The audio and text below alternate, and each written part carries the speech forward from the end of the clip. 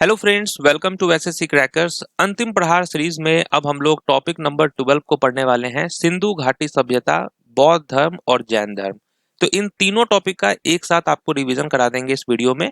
तो इसको बहुत ही ध्यान से आप देखना, सारे के सारे इंपॉर्टेंट क्वेश्चन है। तो चलिए स्टार्ट करते हैं। पहला क्वेश्चन है कि हड़प्पा स्थल की खोज किस वर्ष और किसके द्वारा की गई थी।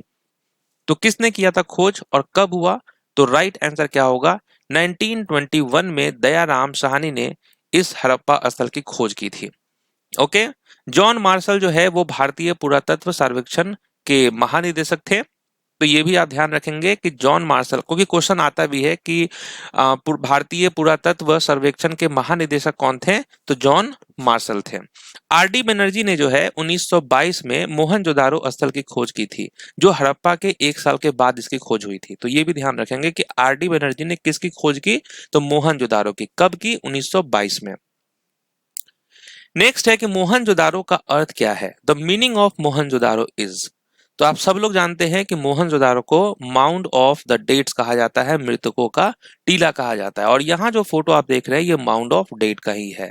तो मोहनजोदारो का अर्थ सिंधी भाषा में मृतकों का टीला है। यह सिंधु घाटी सभ्यता का एक प्रमुख शहर था जो पाकिस्तान के सिंध प्रांत में स्थित है। इसका अर्थ उस स्थल पर मौजूद टीलों से आया है जहां से हड्डियां और कलाकृतियां मिली थी। तो इस जगह से जो है बहुत सारी हड्डियां मिली थी, कलाकृतियां मिली थी, जिसके कारण इसको मृतकों का टीला कहा जाने लगा। विशाल स्नानघर किस हड़प्पा स्थल से प्राप्त हुआ था। The great bath. आप सब लोग जानते हैं कि जो ग्रेट बाथ है वो कहाँ से मिला। मोहनजोदारो से। और ये जो आप देख रहे हैं फोटो, ये ग्रेट बाथ का ही है। मोहनजोदारो की सबसे प्रसिद्ध संरचना मानी जाती है ये ग्रेट बाथ। और यह मोहनजोदारो शहर के उत्तरी भाग में स्थित एक कृत्रिम टीले पर बनाया गया था। इसकी माप जो है वो 12 मीटर लंबी है, 7 मीटर चौड़ी है और 3 मीटर जो है वो गहरी थी। तो अगर आपसे कोई पूछे कि इसका मेजरमेंट क्या है, तो आप कहेंगे 12 मीटर इसका लंबाई हो गया, 7 मीटर चौड़ाई और 3 मीटर इसका गहराई हो गया। जिसमें कपड़े बदलने के लिए बगल में कमरे भी थे। तो ऐसा नहीं था कि कपड़े लोग वहीं पर बदलते थे, इसके लिए बगल में कमरे भी बनाए गए थे बदलने के लिए कपड़े। नेक्स्ट है, हड़प्पा किस नदी के तट पर स्थित था। हड़प्पा जो है वो किस नदी के तट पर स्थित था। तो राइट आंसर यहाँ पर क्या होगा, रावी नदी के। हड़प्पा जो है ये रावी नदी के तट पर स्थित था। इंडस जो है, मोहनजोदारो मोहनजोदारो शहर जो है ये सिंधु नदी के तट पर स्थित था। तो अगर आपसे पूछे कि इंडस के किनारे कौन है, तो मोहनजोदारो। चिनाब नदी पंजाब की 5 प्रमुख नदियों में से एक है। सतलज जो है ये सिंधु नदी प्रणाली की एक महत्वपूर्ण सहायक नदी है। सिंधु सभ्यता का प्रमुख बंदरगाह कौन सा था। ये सबसे ज्यादा पूछा गया है क्वेश्चन कि सिंधु घाटी सभ्यता का प्रमुख बंदरगाह कौन सा था। तो ये है वो बंदरगाह और ये है लोथल में। ओके, लोथल जो है ये गुजरात में स्थित है। साबरमती नदी की एक सहायक नदी है जिसका नाम है भोगवा नदी, उसी के तट पर स्थित था ये। यहाँ पाया गया डॉक यार्ड दुनिया का सबसे पुराना ज्ञात कृत्रिम डॉक है, जो दर्शाता है कि यहाँ से मेसोपोटामिया और अन्य क्षेत्रों के साथ समुद्री व्यापार होता था। कालीबंगन की बात करें तो राजस्थान में ये स्थित एक महत्वपूर्ण स्थल है जो अपने जूते हुए खेत के साक्ष्य और अग्नि वेदियों के लिए जाना जाता है। धोलावीरा की बात करें तो यह गुजरात में स्थित है। रोपर पंजाब में सतलुज नदी के किनारे स्थित है। नेक्स्ट क्वेश्चन है आप लोगों के लिए कि the bronze statue of dancing girl was found from. ठीक है, तो डांसिंग गर्ल की कांस्य मूर्ति कहां से मिली है। ये कहां से मिली है, तो आप कहेंगे मोहनजोदारो से। ये मोहनजोदारो से मिला है और ये फोटो वही ब्रॉन्ज का है डांसिंग गर्ल का। और इसको किस तकनीक से बनाया गया था, तो लॉस्ट वैक्स कास्टिंग से बनाया गया था। तो ये भी ध्यान रखेंगे आप, किस मेथड का यूज किया गया था, लॉस्ट वैक्स कास्टिंग का। नेक्स्ट है, जूते हुए खेत के प्रमाण किस हड़प्पा स्थल से मिले हैं। तो अभी हमने डिस्कस किया था ये कहां से मिला है, कालीबंगन से मिला है। खेती के लिए जूते हुए खेत प्रमाण कालीबंगन जो कि राजस्थान में है, यहां से मिला है। हड़प्पा सभ्यता की कांस्य मूर्तियां किस विधि से बनाई जाती थी। मैंने अभी आपको बताया कि ये किस मेथड से बनाया जाता था, लॉस्ट वैक्स कास्टिंग मेथड से बनाया जाता था। सिंधु घाटी सभ्यता के लोग किस धातु से अपरिचित थे, किसको वो नहीं जानते थे। तो आप कहेंगे आयरन को, लोहा को। सिंधु घाटी सभ्यता के लोग जो है वो तांबा, कांसा, सोना, चांदी जैसे धातुओं से परिचित थे और उनका उपयोग करते थे, लेकिन आयरन से वो अपरिचित थे। नेक्स्ट है टेराकोटा का हल किस हड़प्पा स्थल से प्राप्त हुआ है? टेराकोटा का हल ये कहां से प्राप्त हुआ है? राइट आंसर होगा बनावली से ये प्राप्त हुआ है, और ये वही हल है जो आप देख रहे हैं। पुरोहित राजा यानी प्रिस्ट किंग की मूर्ति किस हड़प्पा स्थल से मिली है? प्रिस्ट किंग की मूर्ति जो है ये किस हड़प्पा स्थल से मिली है? तो मोहनजोदारो से मिला है, ये है वो प्रिस्ट किंग। पशुपति महादेव की मुहर कहां से मिली थी? कहां से मिला था पशुपति महादेव की मुहर? तो ये मिला था मोहनजोदारो से। कालीबंगा प्रौगे ऐतिहासिक स्थल की खोज किसने की थी? प्री हिस्टोरिक साइट था। किसने खोज किया कालीबंगन को? तो राइट आंसर क्या हो जाएगा? लुइगी टेसिटोरी ने इसकी खोज की थी। हड़प्पा लिपि में 10 बड़े चिन्हों वाला अभिलेख कहां से मिला है? ओके, तो 10 बड़े चिन्हों वाला अभिलेख जो है ये कहां से मिला है? धोलावीरा से ये प्राप्त हुआ था। 1954 में लोथल स्थल की खोज किसने की थी?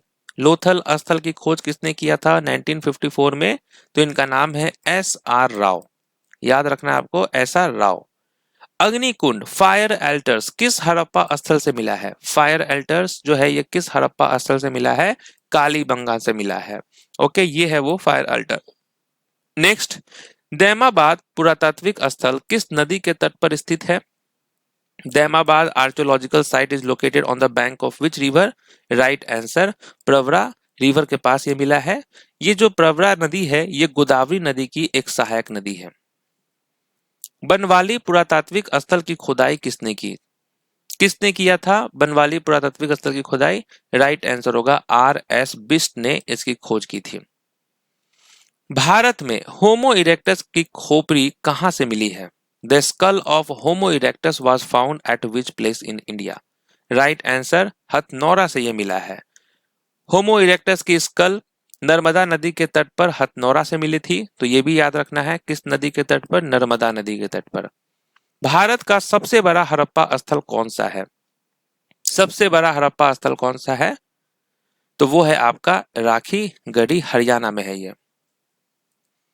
नेक्स्ट क्वेश्चन है मोहनजोदारो के महान स्नानघर का आकार और माप क्या है? तो ग्रेट बात का क्या है?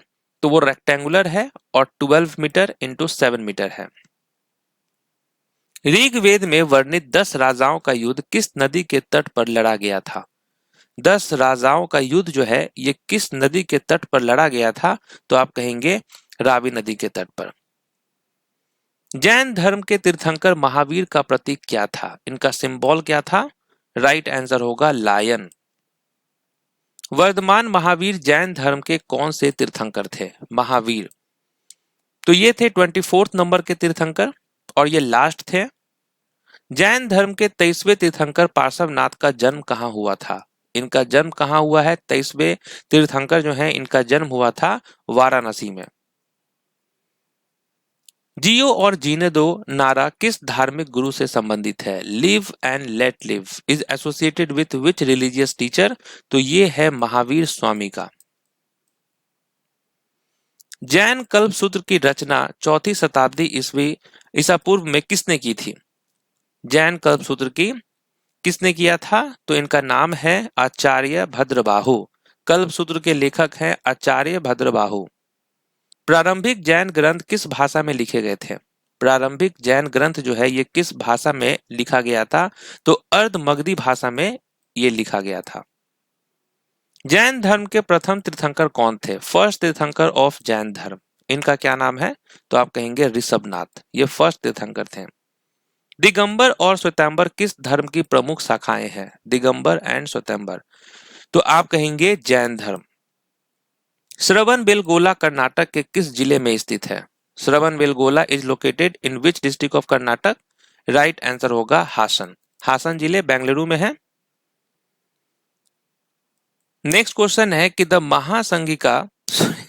महासंगिका संप्रदाय की उत्पत्ति किस स्थान से हुई जो द्वितीय बौद्ध संगीत से संबंधित है? तो ये कहां से हुआ था? तो आप कहेंगे वैशाली। महासंगिका संप्रदाय की उत्पत्ति वैशाली से मानी जाती है।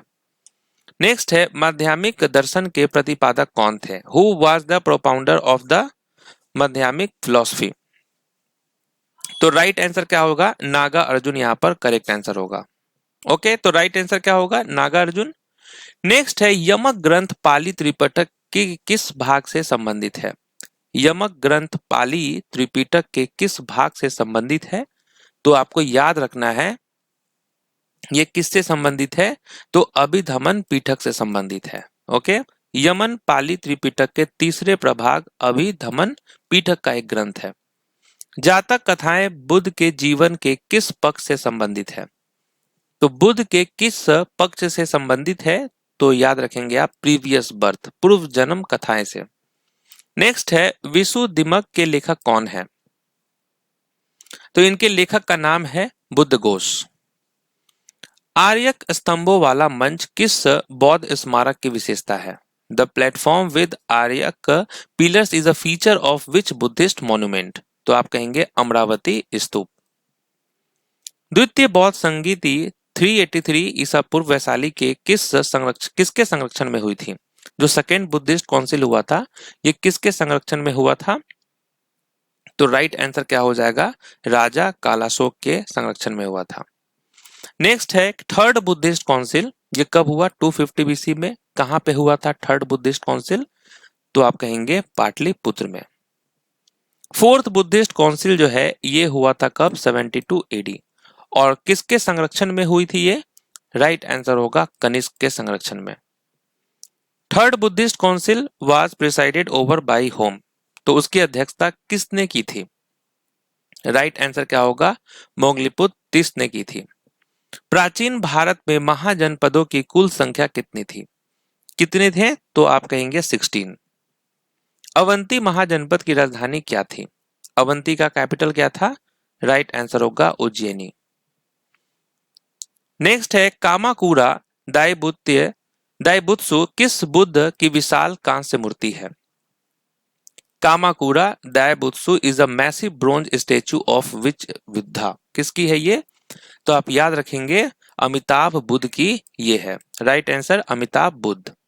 नेक्स्ट है Gautam Buddha was born at which place? Gautam Buddha का जन्म कहाँ हुआ था? गौतम बुद्ध का जन्म हुआ था लुम्बिनी में। गौतम बुद्ध को ज्ञान कहाँ प्राप्त हुआ? कहाँ पे ज्ञान की प्राप्ति हुई? तो इनको हुआ था बोध गया में। उन्होंने बिहार के बोध गया में निरंजना नदी के तट पर एक पीपल के पेड़ के नीचे 35 वर्ष की आयु में वैशाख पूर्णिमा के दिन ज्ञान का प्राप्त हुआ था उनको।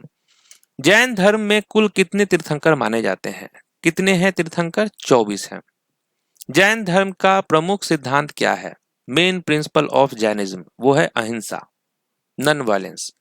नेक्स्ट है which of the following is included in the eighth fold? Eighth fold में जो है क्या इंक्लूडेड है, क्या शामिल है? Right to faith, right speech, right sacrifice, right rituals. तो आप कहेंगे राइट स्पीच। बौद्ध धर्म का अष्टांगिक मार्ग जो है वह दुख निरोग का उपाय है जिसमें सम्यक वाणी शामिल है। जैन धर्म के 24वें और अंतिम तीर्थंकर कौन थे? 24th एंड लास्ट तीर्थंकर का नाम है महावीर।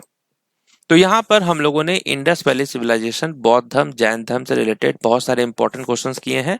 मिलते हैं नेक्स्ट टॉपिक में, तब तक के लिए ऑल द बेस्ट।